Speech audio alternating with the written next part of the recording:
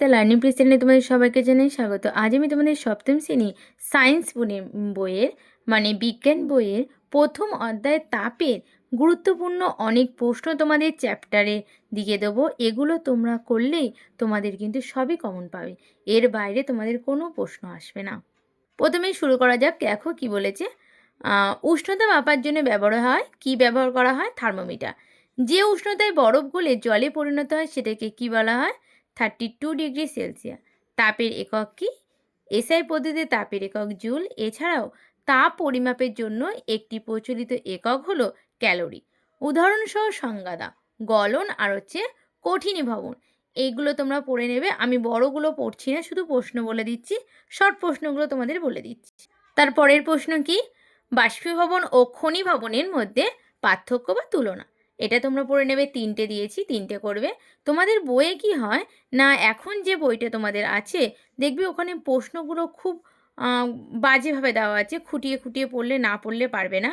তাই জন্য তোমাদের এই ভিডিওটা করা। এই ভিডিওতে যদি তোমরা এই প্রশ্নগুলো শুধু করে যাও তাহলে কিন্তু অনেকটাই তোমাদের মানে আয়ত্তের মধ্যে চলে আসবে। তোমরা সবই মোটামুটি এখান থেকে পেয়ে যাবে, এর বাইরে কিন্তু একটাও প্রশ্ন তোমাদের হবে না। তারপরের প্রশ্ন কি আছে? নীল তাপ কাকে বলে? অথবা দিয়ে পদার্থের অবস্থানান্তর অনুসারে নীল তাপ কয় প্রকার ও কী কী?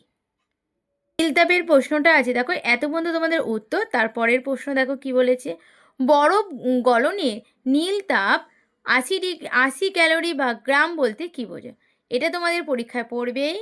আর পরের প্রশ্ন কি আছে? মাটির কলসিতে জল ঠান্ডা থাকে কেন? এটা তোমরা এখনই স্টার দিয়ে দাও, এটা কিন্তু পরীক্ষায় পড়ে গেছে, ভেবে নাও।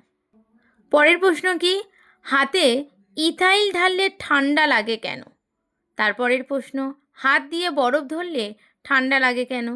তারপরে, ঠান্ডা শরবত বানানোর জন্য ঠান্ডা জল ও বরফের মধ্যে কোনটি ব্যবহার করবে ও কেন করবে? এটা তোমরা দেখে নাও। ভালো করে তোমাদের দেখাচ্ছি, দেখো তোমরা কিন্তু খাতা পেন নিয়ে লিখেও নিতে পারো, আবার তোমরা স্ক্রিনশট মেরেও কিন্তু পরেও লিখতে পারো। আর যদি তোমাদের ভিডিওটা ভালো লেগে থাকে সবার সাথে শেয়ার করে দেবে। তারপরের প্রশ্নে চলে আসো। এমন একটি পদার্থের উদাহরণ দাও যাকে তাপ দিলে গলন না দিয়ে সরাসরি বাষ্পীভবন হয়। পরের প্রশ্ন, গ্রীষ্মকালে কুকুর জিভ বের করে লালা নিঃসরণ করে কেন? তারপরের প্রশ্ন বলছে মেরু ভাল্লুকের দেহে ঘন লোম কী কারণে সৃষ্টি হয়েছে? পরের প্রশ্ন, সাপ কেমন রক্তে প্রাণী? সাপ ঠান্ডা রক্তের প্রাণী। তারপরে দেখো কি আছে, বলছে মানুষের দেহে রক্তনালীর ব্যাস কখন বেড়ে যায়?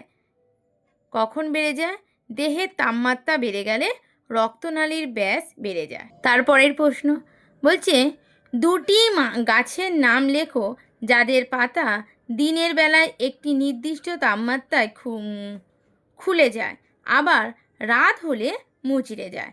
কি কি? না বাবলা আর আমরুল গাছের পাতা। পরের প্রশ্ন, উষ্ণতা পরিমাপের কয়েকটি স্কেলের নাম লেখো, অথবা দিয়ে সেলসিয়াস ও ফারেনহাইট স্কেলের উষ্ণতার মধ্যে সম্পর্ক কী?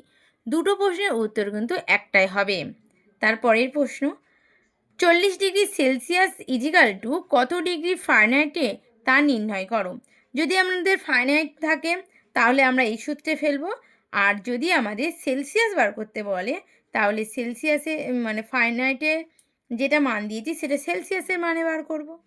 ঠিক আছে, তোমরা দেখে নাও। পরের প্রশ্ন কি আছে?